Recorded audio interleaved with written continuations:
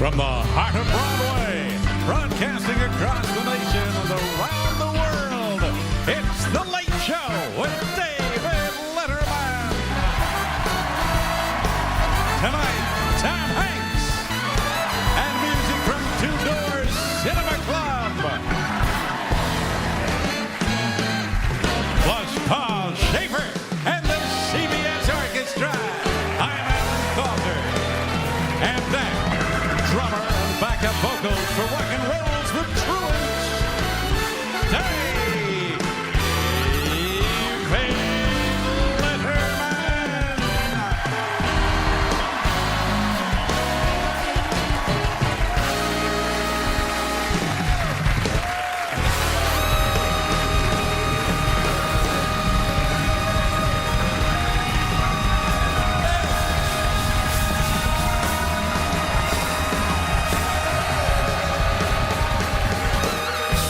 Thank you very much. How are you?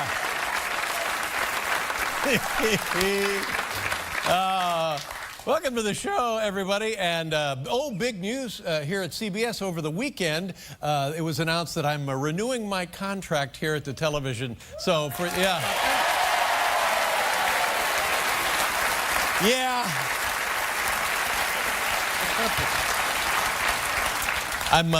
I feel like I'm lucky to have a job, first of all. Well, these days. Because then I talked to my here's what it came down to after talking about it, and you know how you roll things around in your head, Sure. and you get a lot of hand wringing and stuff. My family decided that they wanted to spend less time with I me. see. Family. So That's came fine. down to that.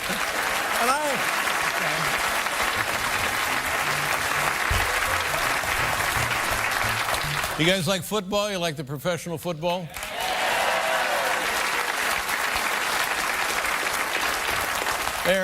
President Obama says the Washington Redskins should change their name. President Obama says that. And I thought, well, to heck with the Redskins. I think the Giants ought to change their name. Giants, really? We are the Giants. We're so enormous we can't handle the football. It's too tiny. It's pea-sized. We don't know. We're huge human we're beings. Giants, We can't find helmets that fit. We're the Giants. Yeah, the Giants, beginning of their season, 0-5. Luckily, New York sports fans are pretty understanding. Here's a ticket for the next week's game. Take a look at this from the Giants. They're playing the Vikings. Look at that.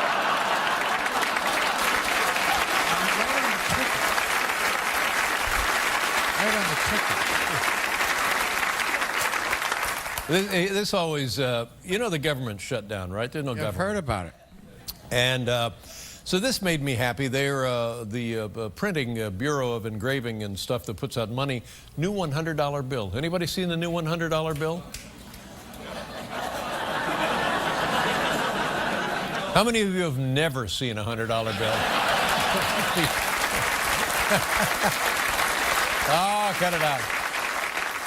But the new $100 bill is different. First of all, it's only worth $10. And people are upset. Financial purists, monetary purists are upset because Ben Franklin, who has long been on the $100 bills, been replaced by Ben Affleck. Well, They don't, I mean, how would that happen? Big uproar.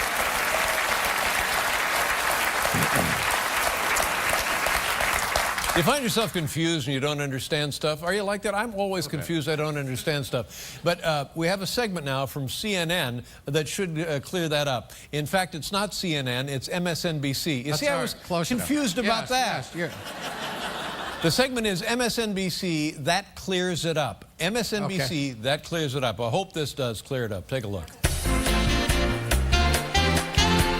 The problem is, you The know, thing you about had a it is writer that on the from the budget Washington is at Post sequestration before I came levels on that the was show, negotiated and he by said that- Republicans. They he agree said on that, what the money needs to be John spent. Boehner was the fact is that the speaker in ACA name only. has been The vetted problem through is the that we've Supreme got a Court, through president, both houses of in Congress, name and the only president that was reelected in refuses to 2012. negotiate. How does that happen?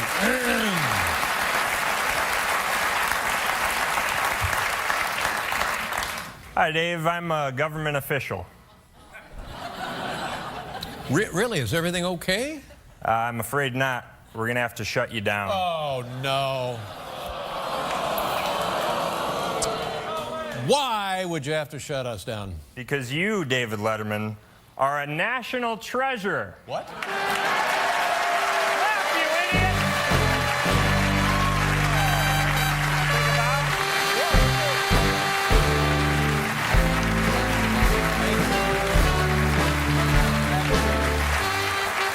Thank you very much.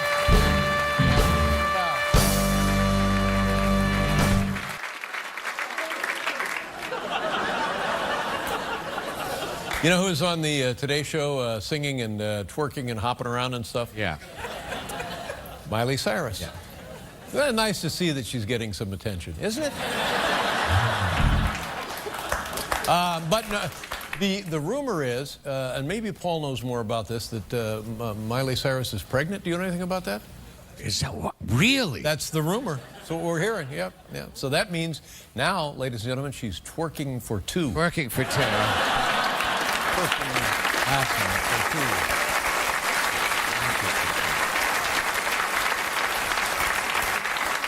You know, we were talking about Mondays earlier, and some people are here and in a good mood, and they're on vacation, and it's a nice moment where we can put aside our troubles and not worry about the world. But this government shutdown is really serious stuff, and I don't think you realize how much trouble the United States is in. Here's what I'm leading up to. Over the weekend, I saw the president's weekly address to the public, to the nation, to the people of America.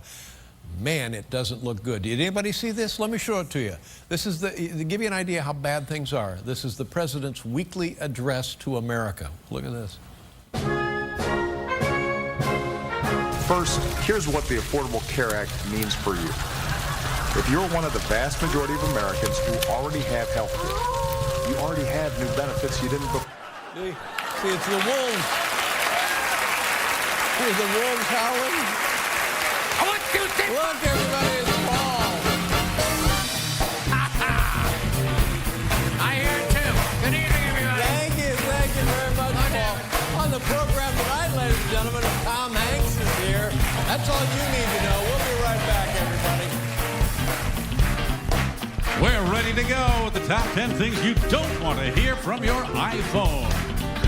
And Tom Hanks. Tom is here to promote his new film, Captain Phillips, about the inventor of the Phillips head screwdriver. The Late Show, sponsored by asthma.com. Talk to your doctor. Coping isn't controlling. Get up! I want to take it to the bridge. Oh, yeah.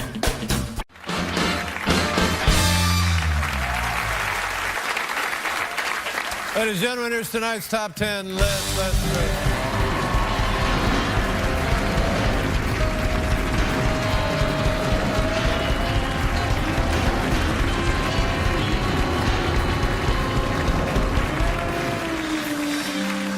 Category tonight, top 10 things you don't want to hear from your iPhone. Now, this is a stupid story. This is the kind of thing, it's like sticking a hot rod up my nose. I don't like stuff like this. Now, listen to this. Oh, guess what? You know, you get these iPhones, and you press a button and a woman will talk to you. Sure. Well, the identity, and the woman's iPhone name is Siri, S-R-I. That's the name of the gimmick on the phone. That's right. The voice of Apple's iPhone has been revealed. Oh, that's a big story. Oh, wow. I mean, I don't know if I can. That's right. My heart can take I know. Paul is exactly right. Yeah, because no, because her identity has been revealed. No, so no one cares. No one cares. No, but nobody cares. No. I mean, it's like they had her deep inside the cavern in the Alps. Oh, she must be. Yeah. Sedated. Sequestered, Her yeah. identity never to be revealed. Oh, but it got Well, her. whatever you do, don't reveal. What is this? WikiLeaks? Did WikiLeaks? Did they leaked her identity, didn't they? Now somebody right. needs political asylum. for Steve Jobs is rolling over in his Oh, grave, the poor ladies and guy. gentlemen. Where's the respect? His dying wish, don't reveal the Don't identity reveal, of Siri. Well, the cat's out of the bag now. Ah. Yeah, her name is Susan Bennett from Atlanta, Georgia. Oh, well. We got a picture of her right there. Oh, that's the voice of Siri. Well, nice-looking woman. But don't you, when you take that gig, don't you say, well, will people know who it's me? No, nobody will know. And don't you then say, okay, I'm down with that. I guess, and if they say, and everybody will know who It's you just are. that everybody wants to be famous. Now, I don't want to talk. I never talked to Siri in the first place. I'm now for sure not talking to Siri in the first place. I don't like the fact that now there's a face with the name. I like the anonymity of it. Oh. I like the secret identity of it. Oh, you see? I like to pretend that in my pocket, in my pants, was a woman who I don't know.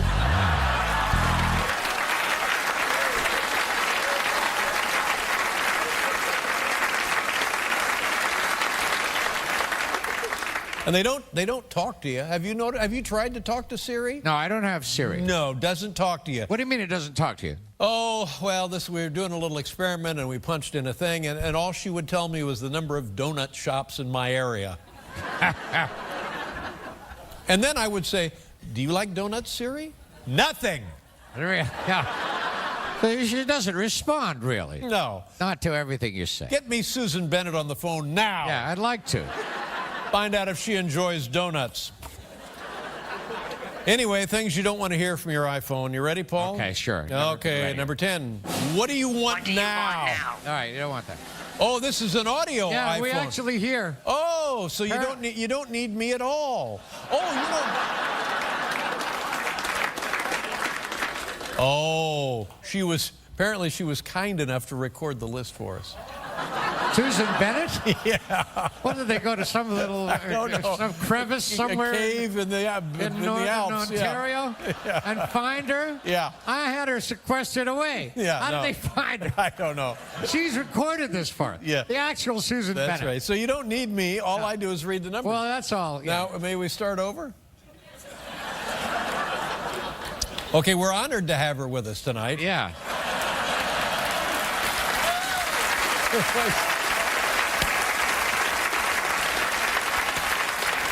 The actress who plays the voice of Siri, we'll find out what kind of donuts she likes. Right.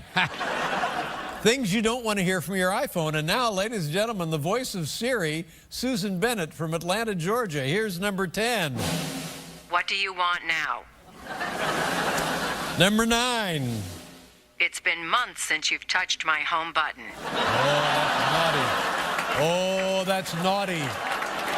Ooh. Number 8. Go sit in the truck. Go sit in the truck. Number 7. I have an itch. Would you mind pressing the 6 key? Number 6. Text message from Anthony Weiner. I should be so lucky. Number 5. Recalculating. Stupid GPS lady. Number 4. I took pictures of you sleeping and sent them to your contact list. Number 3. Turns out your father is Frank Sinatra. Number 2. You have no messages, loser. And the number 1 thing you don't want to hear from your iPhone. You call that sexting?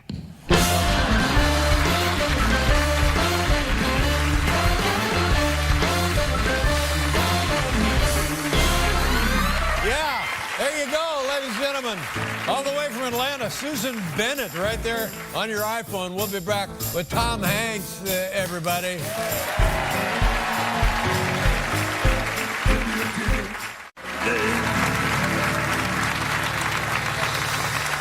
Ladies and gentlemen, our first guest, here's a guy, here's where the fun begins. This man, fun follows this guy around. He is a two-time Academy Award winner starring in this movie is incredible. And I don't know why you're here. You actually should be watching really this should movie. be. Yeah, what are we doing here? It's incredible. It's an account of the Captain Phillips hijack saga. It opens on Friday. Here he is, ladies and gentlemen. You know him, you love him. You can't live without him. Tom Hanks. My baby does the hanky-panky. My baby does the hanky-panky. My baby does the hanky-panky. My baby does the hanky-panky. My baby does the hanky-panky. Wow. Welcome back to the show. Beautiful. I was mentioning as you came across, you look wonderful. You look like a kid, for God's Thank you. sakes. I've been maintaining the temple, Dave. I've been maintaining the temple. Doing a good job. I went to the doctor, and he said, "You know those high blood sugar numbers you've been Yes. dealing with since you were 36? Well, you've graduated. You've got type 2 diabetes, young man. So, well, it's controllable, and Through diet, mostly. And you know, something's exercise. going to kill us all, Dave. Yeah. Something's going to kill Well, us all. so. good for you, and congratulations. Thank you. And, by the way, a nice message to others. I suffer from the high blood sugar. Had to you go go. on a special diet myself. Well, they said, my doctor said, look, if you can weigh as much as you weighed in high school, you will essentially be completely healthy, will not have type 2 diabetes. Right. And then I said to her, well, I'm going to have type 2 diabetes because there is no way I can weigh as much as I did in high school. What did you weigh in high school? I weighed 96 pounds in high school. And I was a very... Rail thin. I was a very skinny boy. And you know, most of that was that big white afro that I wore back in the 70s. Big hair. You remember the big hair, don't you Oh, guys? man, we all had it. You bet. What? Really? Even I. There you go. There you go. It was Yeah. a look. It was a look. Hey, congratulations on the sign-up. Oh, yeah, thank you You're very going much. all the way to 2015, aren't That's you, Dave? right, yeah. All That's the way. right, all the way. Now, That's right. look, I don't know showbiz math, Yeah, but, no. you know, this is late 2013. Right. Yeah, to me, with vacations and holidays, Yeah. you signed on for another 8 months. That's what I think. Honestly, to 2015? It's fine. Man, boy, It's throw fine. down the gauntlet there. They're all, you know what? Arsenio heard that, he canceled the It's show. fine. He said, what's the point? Dave's going to 2015. That's right, I know. Exactly, yeah. Man, oh, man. Now, listen, I want to talk to you about this Captain Phillips movie. Holy God, what a film. It came out good. It's hard to make a good movie. When did you make this film? Because it seemed like the turnaround from the actual event to the release of the film is pretty quick. We finished it about the 4th of July, 2012, so it's a little over a year ago. You know,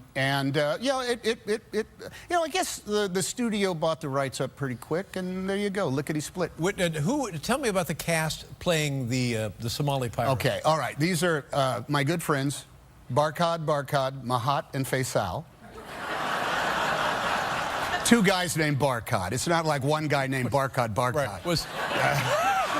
Barkhad Abdi and Babko Abdi, I can't remember. It's Like a long name. Boutros. Not like that. Not like that, no. These were guys, first of all, they're very talented. They're From sweet where? guys. Where are they from? All right, they are Somalis. Actually, Faisal is American Somali, but his parents are from Somalia. And they all live in Minneapolis.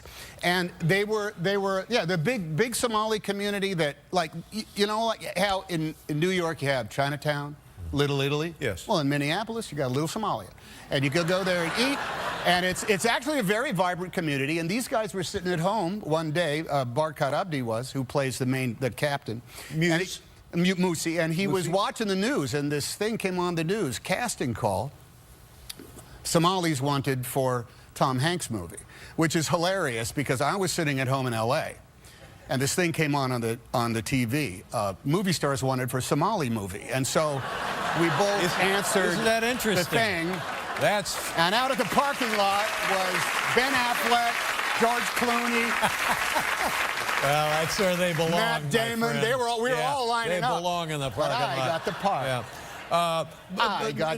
Tom, this raises more questions. What about Minnesota, northern Minnesota, Minneapolis, St. Paul? What about that region of the world attracted a Somalian community? I believe a bunch of Somalis were there, and the community just grew and grew. And actually, Abdi's an amazing story because he left Somalia when the war was going on. And was able to escape into Yemen, where he had to learn. He only knew 2 words of Arabic, and then they won the lottery, the green card lottery, the immigration lottery, and they got to come to the United States. And I guess their sponsors lived in Minneapolis with all the other many Somalians. And he started high school knowing no English. And I said, well, how did you learn English? He says, well, his Somali friends, and he watched Jackie Chan movies. Yeah. Yeah. Which is like, no wonder your English is so good, my friend. Yes. Makes all But now, Tom, before they left their homeland, Yes. were they actors then? No, but you know, look, Dave, show business has this, like a racket element to it. As long as you are not self-conscious about a camera looking at you and the fact that you're pretending to be somebody else, you can figure out the marks and the lights relatively quickly. And these guys were all, I mean, relatively quickly. I'm not trying to make it seem easier than it is. But being able to pretend you're somebody day in and day out, that requires storytelling chops. Yeah. And these guys all had storytelling chops. No. Who did the casting on this? I mean, I don't want to get too deep into the crawl, but how did they get to this movie? Just other than the TV announcement. As Paul Greengrass, our director, would say, well, there's no acting communities in London or Los Angeles anyway, so they went to where the biggest Somali community was, and that's in Minneapolis. And there are clubs and music and newspapers and media and whatnot. It's just that you and I, oddly enough, don't really read those Somali newspapers. Right. Well, speak for yourself. Oh, I had no idea. But the scene where they all gather with great vigor on the beach, and they've been commanded to, come on now, we're falling off our quota of hijacked vessels. Yeah. Let's go, and let's go. To me, it's like you're just standing right there. Is that true? Yes. To the launching of a hijacking raid? The Somali pirates is not like some glorified version of Captain Crunch. This is it is an international organized crime. There are big bosses that send down orders, and then enforcers that go out and get the real guys that do the work, and they have to go out and try to hijack ships. And when a hijacking is successful and money changes hands, or goods from the vessel change hands, where does that money, who gets it? Is it the one guy? Is it distributed to the people in Somalia who are starving? You know, as is in Richard Phillips' book, there are some shipping lines from, say, less incorporated nations or more nefarious corporations that are willing to drop a couple of $1 million in cash on the deck of some ship and to make the pirates go away because somehow they can save money. There's also corporations that won't pay anything and just let the hostages be taken, and these are from less established places than, say, the Western world. Right. And there are still hostages being held in various parts of Somalia that were kidnapped, months ago, and they're just sitting there waiting because they come from places where they don't care about the law so much. Is it holding steady? Is it on the rise? Is it declining? I couldn't tell you that, sir. But in your case of your story, Captain Phillips' story, there were no arms, no defense mechanism on the ship. This is interesting because everybody says, well, why didn't they have guns? And one, it was an international law. You could not carry guns into an international port if you were a commercial freighter. And secondly, as Captain Phillips said himself, I don't think we want, guns in the guy's sea bags, because then they start solving problems over, hey, that was my French toast, that kind of thing. Right. Hey, come on, got any threes? Yes, you do. They don't, during the card games during their breaks. So they don't want to do that. And a ship this size and this fast had never been boarded because the hull is too high. These small ships could not get up. There's an interesting point of fact in the movie, these guys who come back the second time actually carrying their own ship boarding ladder. Yeah, like they went to Home Depot and picked it up, something like that. And I assume that's something they had made themselves, probably. And actually, Rich Phillips actually said, what did you think when you saw that ladder? He said, I thought they'd stole it from some swimming pool somewhere. And he said, and he literally said, they have a ladder? you know, with a question mark on the end of it. Now, did you get to know your fellow actors, the Somali pirates? Was it between takes? Was it a lot of fun? They always argued as soon as the take was over, but it was always in Somali. What were they arguing about? I don't know. Stuff like, hey, I thought you would have say that line soon. I was waiting for you to light the cigarette. You would eat. Hey, no, I don't light the cigarette till the next scene. Hey, guys, shut up, shut up. It's almost lunchtime. That's what I think they were. That's what I think they were saying. But I do not know. Is it possible they were planning an actual hijack? Well, geez. Now, the other thing... You'll never know. As you got to... I'm just asking. Dave's just asking. Just asking. He's Another just movie, asking. yeah. He doesn't know. Now, this is... probably has no answer to this question, but... this movie is going to be enormous around the world, and actual Somali pirates will see the film. I'm not saying that pay tickets. To do. No, yeah. Not to do. But will that put the pretend pirates in any kind of jeopardy? Actually, there are many different factions of pirates, and they all are known to kill each other and steal each other's hostages and take the ship away. It's like it's been hijacked, and other pirates come on and hijack it from the hijackers. So they don't get along, the pirating factions. Does that answer your question, Mr. Showbiz host? Yeah. Yeah. That's right. But we're saying, what have we taught the pirates? Is that what you're saying? No. I am just saying that some actual pirates are sitting at home and they decided not to become actors. Oh. And they're watching the movie and they say, oh, there's Larry and Ted and Kit. I see what you're saying. And then, wait a minute, those bastards are making us look bad. We're the real pirates. We're going to go after them. Man, this is a dilemma I don't think anybody has paid any attention to. You are thinking this out too much, man. You just sit there and worry about your blood sugar. We'll be right back with Tom Hanks, ladies and gentlemen.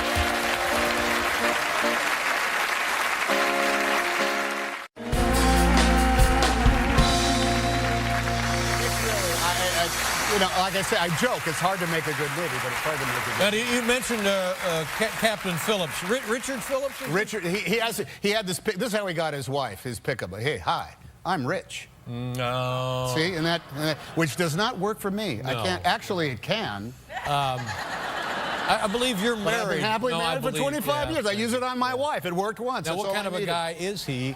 Because and by the way, what a tremendous movie, and what great performances. And in the end of the movie, and I guess we know how it ends. Spoiler alert. Yeah, no. But how is the guy now? First of all, he's an accomplished merchant mariner, and that is nothing to sneeze at.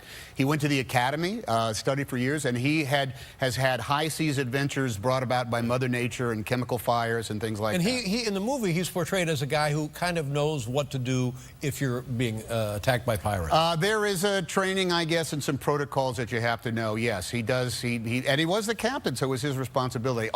Onshore, when he's not working, as happy-go-lucky and easygoing as How long was he off after the trauma of this event? I think he stayed away for maybe 6 months, 8 months, but he's gone back to work. Now, not in the same part of the world, but he's gone back and been a captain for the same kind of ship. He's very proud of the job that merchant mariners do. He's doing sunset cruises in the Bahamas now, isn't he? I think he does the 4 to 8 p.m. booze cruise from... Oh, man. How long were you actually on board? Were you on one of those big... Yeah. We were on the Maersk Alexander, which is an exact replica of the Alabama, and we had I want to say a Danish. Much of the crew was Danish.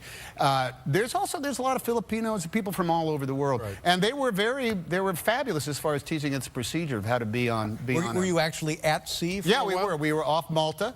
We would go down. It's amazing, Dave. You go down to the port, and there's only one way onto this ship, up the gangway, and everybody signs in, and then it pulls away, and you are out at sea in 6 minutes. It's incredible how quick they turn these things around. And what was the longest period of time you and the crew lived on the ship off the coast of London? Oh, we always came in for dinner. We were done at the... No. Well, yeah. No. Well, we'd go out like 10 miles out, and you just go back and forth. You'd go 20 miles this way, turn around 20 miles that way, just going and going and going. And although there were some days where they said, we can't shoot because the swells were magnificent, huge. And there was one day we tried to shoot in the lifeboat on the high seas, and it was hilarious, man. We in the cast could sit in our chairs, but the guys who were actually trying to shoot the movie, they just dropped one by one. And they were just, I don't know, what you name it. We came up with a list of how, vernacular for being sick to your stomach, Yes. Chukin, Yeah, barfing. Fortune of Pollock. We had a lot of names. Fortune of Pollock, I thought that was going to kill, Dave. I didn't even know what I mean. Jackson Pollock was an expression. Never mind. Yes, no, And if you think that a tiny space that smells of paint and fiberglass and diesel fumes cannot smell worse, it can. Yeah. And was that, so that too was out in open water? We did that for a couple of days. Most of it was on a gimbal in London, which misses that sink. You get on a gimbal and it goes like this, is like a Rocco plane, but it's missing that drop that the ocean gives you. Right. So if you could get through that. So this was a difficult movie to make, yes? It was physical. It was and stressful in ways. But after a while, man, we're all in a team, and we're trying to get it done. Yeah, it is. And even though you don't understand most of what your co-stars are saying, as a matter of fact, when I saw the movie, they was so freeform when we were shooting, and we didn't even meet the guys. I didn't meet my good friends Barkhad, Mahat, and Faisal until they stormed the bridge. We didn't meet them. And really? So you're rolling film, and that's the first time you meet them. First time we saw them, and they're coming in, and guns are blazing, and they're screaming like crazy, and they are the skinniest, scariest human beings on the planet. We all immediately felt like out-of-shape, middle-aged doofuses next to these guys. And they're coming in, and they got everything, rags and bad teeth and rusty guns. And it was so scary for about 35 minutes. And then we had a little break. And it was, I can't believe I'm making a movie with Forrest Gump. So we had that. But I love those guys even more. They were so sweet. And then all day long, this improvised stuff, crazy, and I did not know what they were saying until I saw the movie and could read the subtitles. And so, that's what they were saying. And they're saying things like, "Hey, shut up, man! I'm trying to get cigarettes off this guy." You had no idea what they were saying. A lot of "Go Vikings." That's what they love about Minnesota. Now let me. And here's a question maybe you can't answer, but having seen it now, I think of you as Captain Phillips. There's and I don't know if I can say this, there's a crucial part in the negotiation. And it's been pretty much hard line. Yeah. It's our way, it's our way, it's our way. And then there was a moment of acquiescence. And I was curious as to why they had this hardline position drawn up to that point if they were going to acquiesce to something. Do you know what I'm talking about? I don't know if I do, Dave, but... see, I don't know if I can say it without... Here's what you had. You had a rock in a hard place. The Navy SEALs did not want this to end badly. And the pirates did not want it to end badly. Everybody was hoping they were going to get away. And I think it might be a testament to what a hopeless place Somalia truly is when these guys would rather risk losing everything than having to go back and face whatever punishments they're going to meet at the hand of essentially lawless, corrupt tribal warlords. In that regard, there's a sort of empirical truth to it that's undeniable. There was a couple of points along the way where they could have walked away with $30,000. With $30,000. Yeah, not enough. And no, not enough, because they thought if we go back with $30,000, we're going to get berated and kicked around and possibly killed. I think the code says it's got to be high 8 figures. Didn't go anywhere. I tried. I was shooting for it. There has been times. I'm going to pull myself out of this, damn it. There have been times with other ships where literally helicopters dropped $5 million in cash and the pirates took off. And between that and 30,000, it's... What a film. You know, the problem with a movie like this, you only get to see it for the first time once. And it's a great movie to see the first time. But you can see it for the second time twice. Now, wait a minute. No, you can't. Now, not my strong suit. Here's an inside baseball question. Yeah. You filmed this before the Broadway play, is that right? Yes, I did. Yeah. We made the now, Catherine Keener, a wonderful actress. Sorry. It's all right. Drives you to the airport. Yes, she does, yeah. Which is the tradition that they do. Every time Rich goes away for one of his trips, Andrea drives him to the airport, and they talk over everything, and they go over what's Worried gonna be about happening. his older son. Yeah, and it's the tradition of their home. And she said, it's funny. Now maybe this is just a part of the book. She says, I always go to the gate till his plane leaves, and that one time I didn't, and I felt bad about it. So they always try to like maybe write into some other kind of like super melodramatic aspect of it, but this is their life. This is what they do. There's all it is it's a standard everyday hardship. But if you just need somebody to drop him off at the airport, it could have been anybody. could have been me. You know, that hug and kiss would have been very uncomfortable, Dave. Well, speak for yourself. Take care of yourself, baby.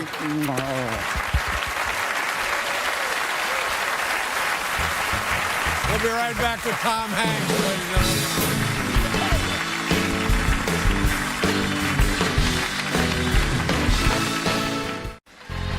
Paimon joining us again tomorrow for Dave and his guests, Seth Meyers, Michael Fassbender, and Amos Lee. Visit CBS.com/Late Show to watch Two Door Cinema Club live on Letterman. Two Door Cinema Club's exclusive online concert from the Ed Sullivan Theater can be streamed on demand. It'll cure what ails you.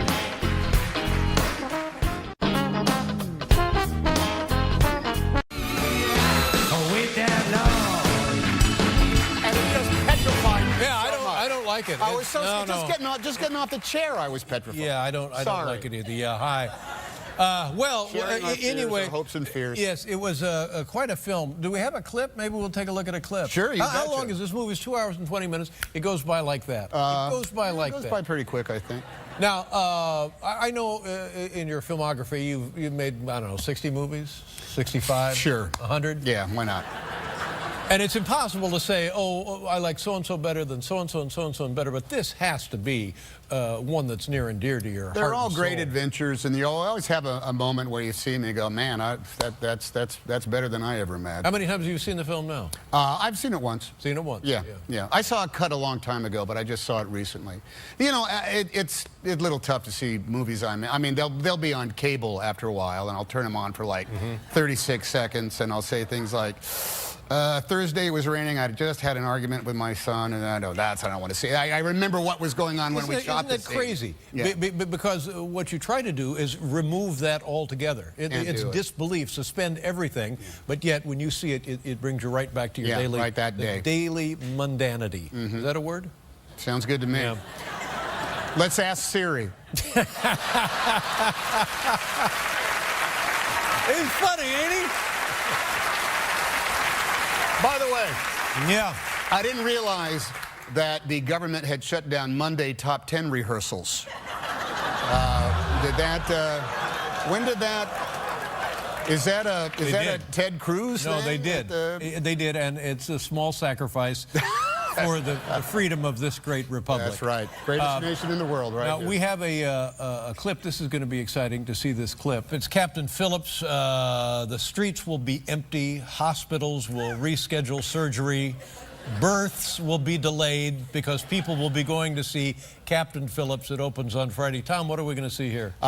This is a moment where looks as though there's a glimmer of chance, and after 4.5 or so days, Phillips takes a did I just ask you shot. this? Yeah, I did. Yeah, I that's just okay. asked you this? Yeah, it's all right. Dave, I love to hear myself talk. It's this movie. I don't know what else to say about the movie, but I'll go. You and I should go see. Let's go, Dave. All right, we'll do that. Tom Hanks, ladies and gentlemen, Captain Phillips. We'll be right back with Two Door Cinema Club, everybody.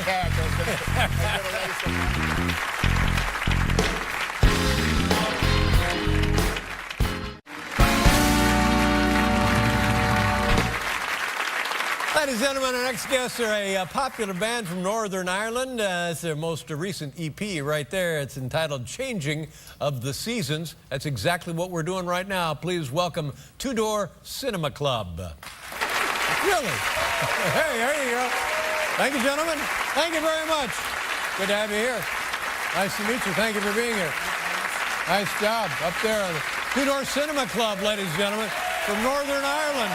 Changing in the Seasons. Thank you again, and thank you again. Thank you for watching. Good night, everybody. You can't beat pants. Sportsbook, went up to the fella, you know, and there was a guy beside me, big fat guy, you know, and he's dressed like real rich, you know. And he opened a big attaché case filled with $10,000 chips, pulls out like $750,000, and he's going to bet on this boxer, you know, a fighter, you know. Yeah. And it was a 4-to-1 underdog.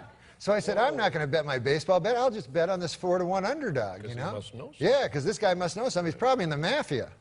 So, so I go and watch the boxing match, Dave, and the guy, my guy that I bet on, gets knocked out in 25 seconds. Oh, no. Whoa. So I go back to the book. I go, what, that guy from the mafia? What? He goes, that guy's not from the mafia. He goes, that's old long shot Louis. He goes, he's a rich guy, he loves long shots. Well, there's just no winning, is there? No, there's no winning. Nobody ever whatsoever. wins. Now, this sports show with Norm Macdonald premieres, you know, it's my birthday, April 12th. That's your birthday? I saw it this afternoon. Very funny show, and I think it's going to be a huge hit for You want to hear a sports joke? Yeah. Oh, you like racing cars, right? Yeah. How about that Daytona 500? Yeah. How about that kid that won? Right. How old was he? Like 20? Yeah. He raced all around. You know why he went so fast, apparently? He was texting the whole time. It's generational.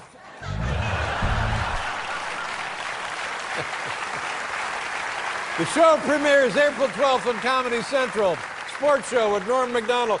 Great pleasure to see you. It's great I to hope see you you, man. don't wait Thank 2 you. years to come back. Yeah. Welcome back to C.C. Sabathia, ladies and gentlemen.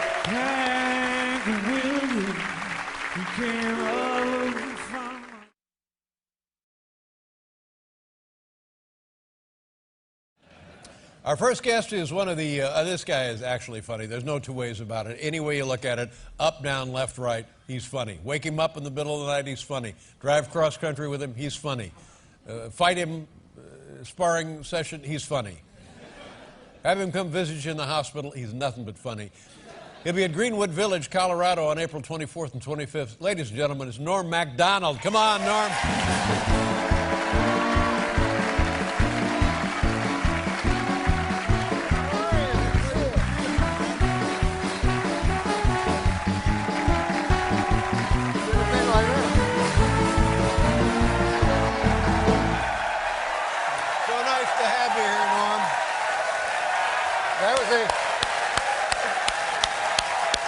How you doing, buddy? I'm doing well, sir. Place goes crazy.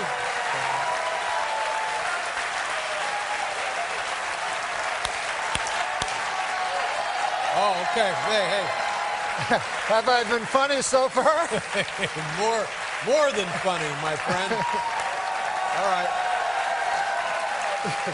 Norm, some sort of practical joke at this point. I haven't seen you in a while. I saw you on the Saturday Night Live 40th anniversary show. Oh, yes. You were great on that. And what's been going on? Bring us up to date. What's been on your mind? I had a big pork chop for dinner, and I live in the moment. Mm-hmm. But my belly too big for the anyway. Two things struck me while I was eating dinner, Dave. One, you eat dinner at a restaurant different than you eat dinner at your home. Like, at your home, you would never say, man, I'm going to make myself a pork chop, cook it up till it's hot on one side, then turn it over, hot on the other side, cook, change, and then cut into it a little bit, see how it's going in the middle. But while I'm waiting for my pork chop to get nice and hot and delicious so I can eat it, first, I'll eat a big loaf of bread.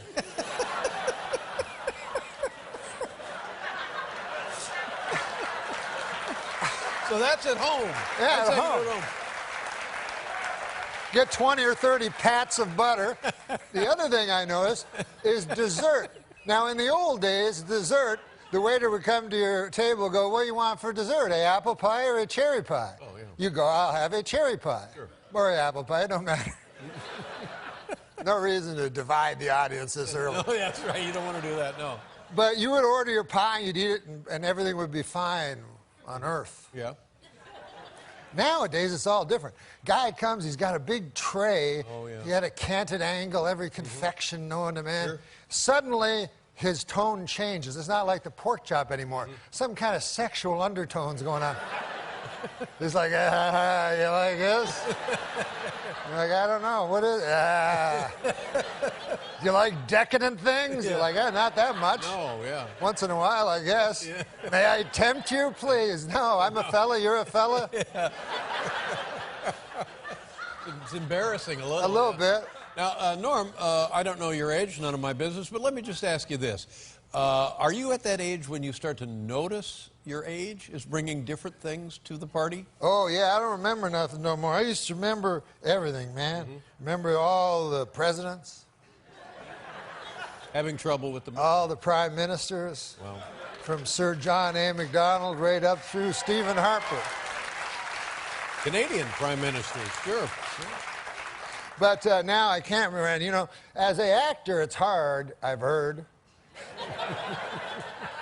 But I had a TV show once, Norm. Uh-huh. I played Norm.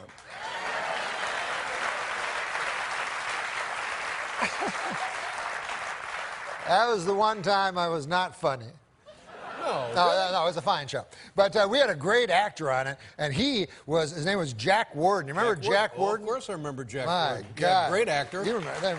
I think they have a picture of Jack. They have a picture of Jack Warden. There he is. You guys remember Jack Warden? Likable. A Broadway star, too. He was. He was on Broadway. He told me he was in the Man in the Glass booth where he had to go an hour and a half, one single monologue. Now, I have him on my show, the Norm Show. I played Norm. And his memory's gone, and he didn't like it, you know, and it frustrated him. And I remember I was in the scene with him, so I had to remember all my lines just in case he got his right. So it was really hard on me as well. Oh, yeah, it could take a toll on you, Yeah, sure. so I remember the first line he had, we're watching a hockey game. He's a tough old guy, playing a tough old guy. And he was like, his line was supposed to be, I tell you, Normie, hockey's no good anymore, not since they put in their helmets. That was the line, right? So he looks over at me and just blank eyes. So I know he don't got nothing. But he's trying to use his acting skills, you know? So he looks at me and goes, Normie, Normie, Normie. And you could see what he remembered through what he said. Like, because he said it at this exact moment. He'd go like, Normie, Normie, Normie. Hockey, Normie.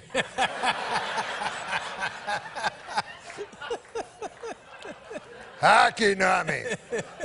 And we're in the set as a rink. Oh, yeah. Hockey, Normie.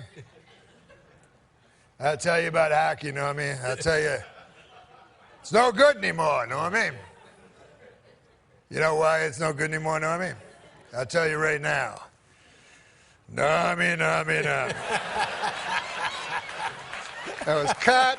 Take two.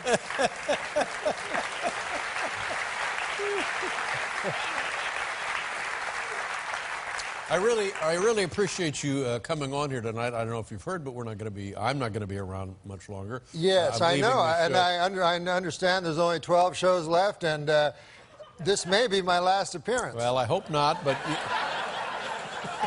So I was going to ask for a souvenir. You know, you're the first person to bring this up, and I'm touched.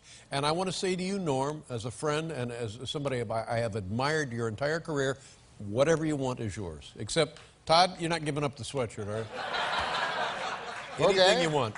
Okay, excellent. Well, maybe, oh, I know. What? No, wait a minute. That's, Norm, those are expensive. Can you... Be careful. Oh, my God. Norm, look out. It's fine.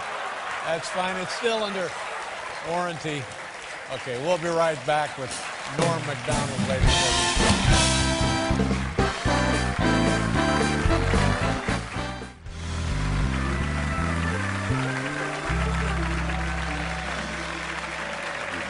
Yes. I know as a comedian, one of the places everybody wants to work because it's all right there for Oh you. my God, I'm winded from that joke. Yeah, that's the very I will best say, kind. in all sincerity, I know you don't like to hear these things. Emotions, you're like Nixon and I'm like Nixon. but I will say, your hero was Johnny Carson. Yeah. Well, you are my Johnny Carson. Oh, stop it. Please, Norm. Please, let's get all Now, these up. now, but what complicates things a little, Dave, is Johnny Carson was also my Johnny Carson. Good. So I have two Johnny Now, Carsons. here, let me just say something about you. One of the many things that I love about you was your love of George Miller, who was a great friend of mine. Oh my God, I love George Miller. Yeah. Can I do a George Miller joke? Yeah, do a George Miller joke. This is a George Miller joke. He goes, I was watching Wild Kingdom with my mother. Yeah. It said at the end, directed by Wolfgang Bauer. Produced by Wolfgang Bauer. My mother said, do you suppose that's the same? Wolfgang Bauer? Is that the same Wolfgang Bauer? Oh, man. What's your favorite joke of George's? Well, my favorite joke, and it'll take a little explaining. I've told it over and over again. It was told by his girlfriend at his memorial after he had passed away. He and his girlfriend not getting along very well, and George apparently one night had come into her apartment while she was gone and done some mischief. And so she called the police. And she sent them to George's house, and the cops were saying, you know anything about this? And he said, well, no, what happened? He said, well, among other things, somebody wrote an obscenity on her bedside picture of Jesus Christ. And George said, oh, I thought that was Dan Fogelberg.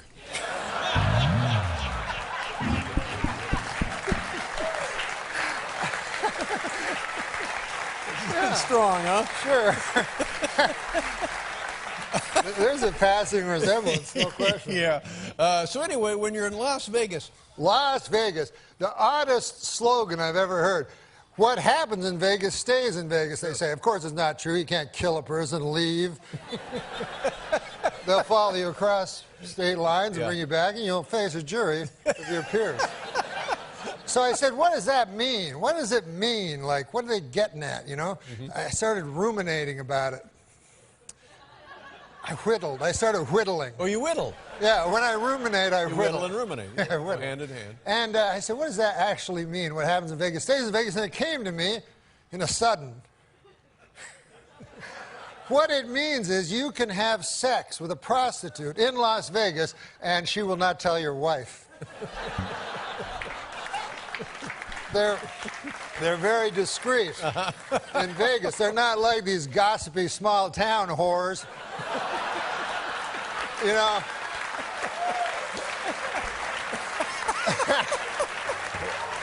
These blabbermouths down at the beauty parlor with that pale blue thing over their head, whatever that is, go, you're Hank Johnson's husband? By God, I had sex in exchange for cash last night with him.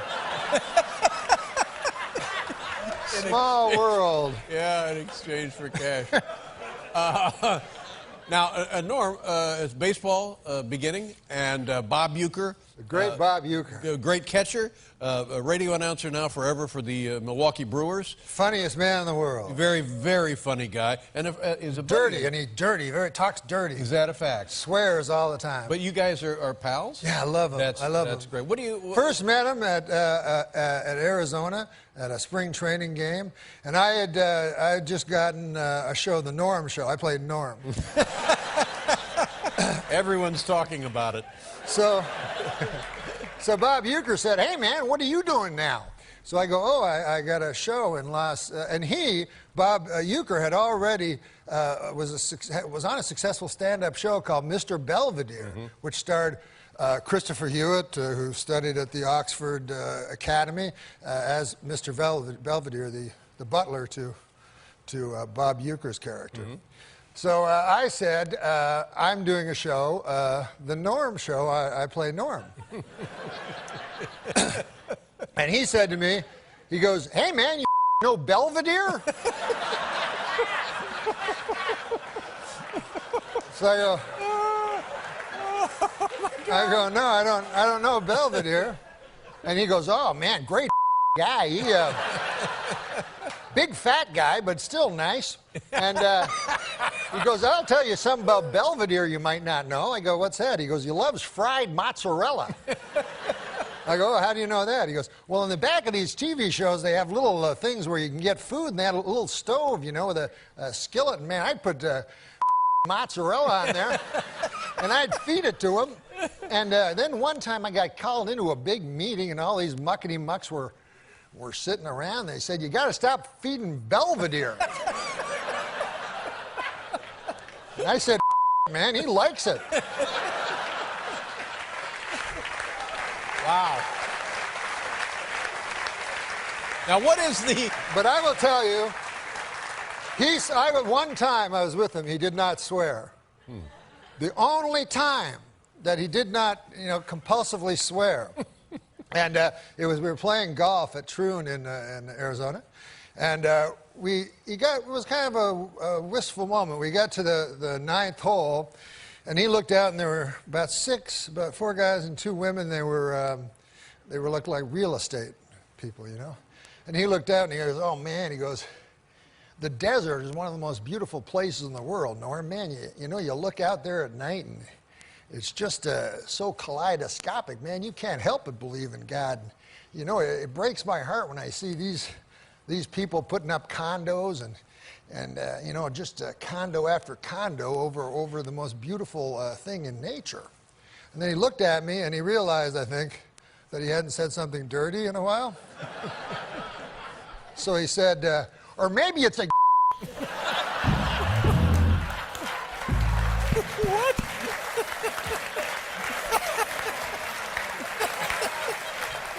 Yeah, that's right. That's what I was thinking. There's no middle ground. No, it's either 0 or 100 miles an hour. Norm, God bless you. I'll miss you, baby. I'll miss you. Well, we're going to see you. We're going to see you whatever you're up to. Ladies and gentlemen, could be the funniest man in the world. We got the paperwork on that. He'll be performing at Comedy Works, Greenwood Plaza Village in Colorado, April 24th, 25th. God bless you again, Thank Norm. you, sir. Thank you very much. Great to be here. We'll be right back with Theo James.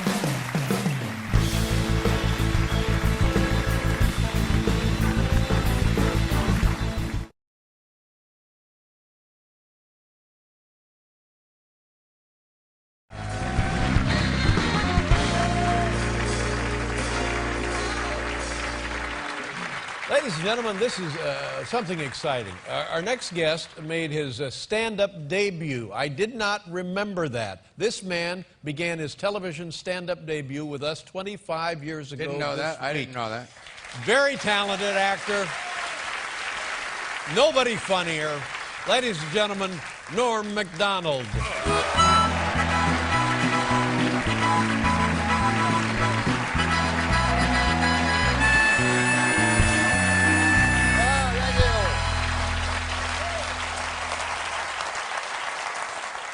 Thanks, guys. Listen, I don't want to brag or anything, but me and Oprah are making the same money tonight.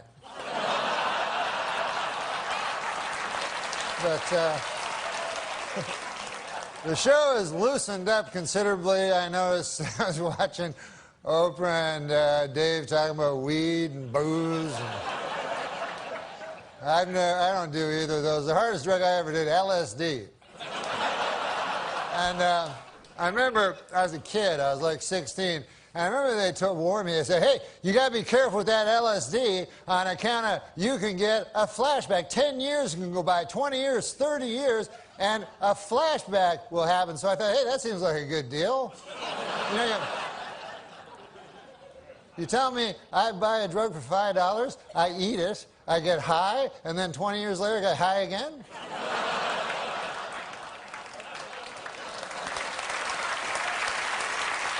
That's not the point. I like to stretch my drug dollar. The point is this. 10 years have passed, 20 years have passed, 30 years have passed, and no flashbacks. What a gyp that turned out to be. Just more horse by the big acid companies, that's all it is.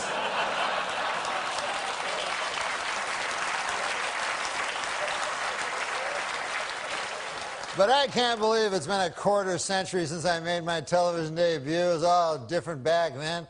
You know, it was back then, I remember if you wanted to take a picture, you would use a camera, not a telephone. As a matter of fact, if you used a telephone, people would look at you odd. You know, like, just stay still like that. What about in the old days when they took pictures of you way back, you know, where they pulled that thing and exploded and stuff? I got a picture of my great-grandfather. The thing took 6 hours to take your picture, and there's a picture of my great-grandfather, one. They only had, every guy had one picture back then. And it's just him like...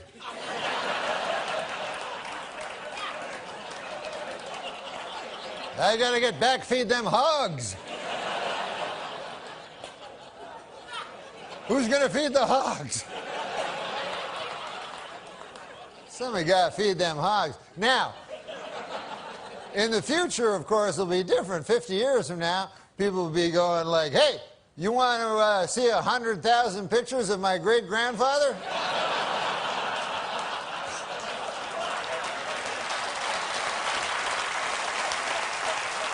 I got him right here, plus everything he did every day of his life. Hey, this occurred to me today. ID, which I had to show it again. There's a strange abbreviation when you think about it. I is short for I. And then D is short for dentification.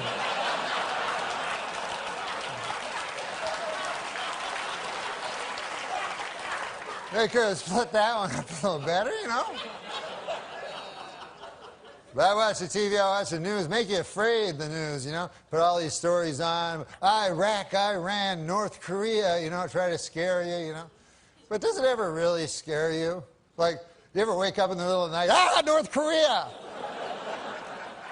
That little tiny country across the ocean.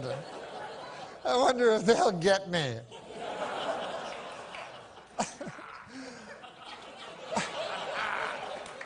Plus, didn't MASH settle that like 20 years ago? Why'd I have to watch that stupid show? There is one country that worries me, though. Not Iraq, not Iran, not North Korea. The only country that really worries me is the country of Germany. I don't know if you guys are history buffs or not, but...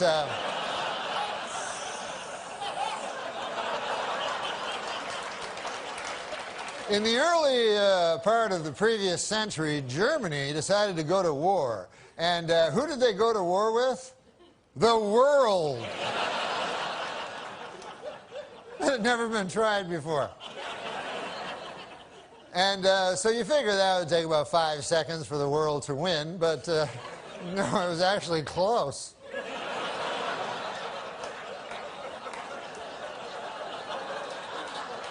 Then about 30 years pass, and Germany decides again to go to war, and again it chooses as its enemy the world. And this time they have that guy, Schrankly, Crankly, that guy, and I'm not even going to dignify him by saying his name, but I think you know what I'm talking.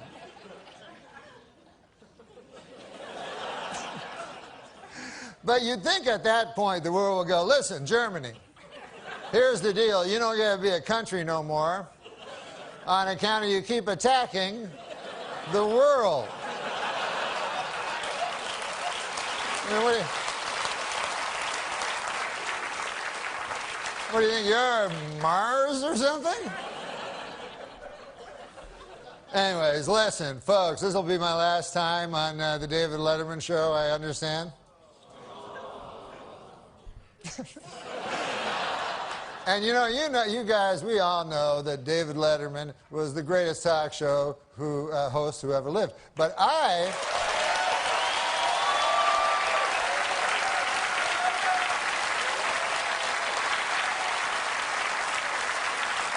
I remember Dave differently because the first time I saw him, I was 13 years old. I was living in...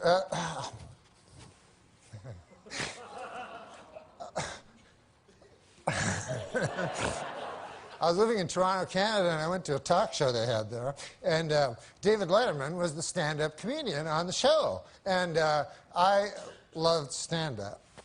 And David Letterman did this joke that I told everybody this joke. I love this joke. It still stays with me as my favorite stand-up joke ever. So I'd like to do it for you if you'd like to hear it.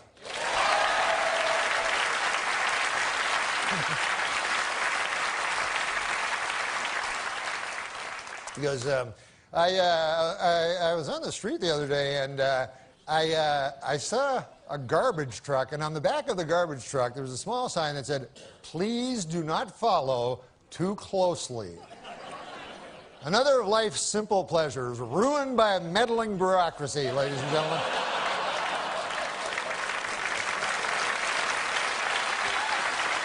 You remember the old days when Dad would pile the kids in the station wagon and we'd all go out and follow a garbage truck? So anyways, I'd just like to say, I know that Mr. Letterman is not for the mawkish, and he has no truck for the sentimental, but if something is true, it is not sentimental, and I say in truth, I love you. Oh, my God. Oh, my God. Oh, my God. Oh, my God. Norm! Norm! Norm! Oh, my God. Very funny, Norm. And thank you. Thank you for everything. Thank you. Norm Macdonald, ladies and gentlemen. That was very sweet, Norm. Good night, everybody. Now, stay tuned for James Corden. This is Alan Calder speaking. Good night, everybody. The Pants People.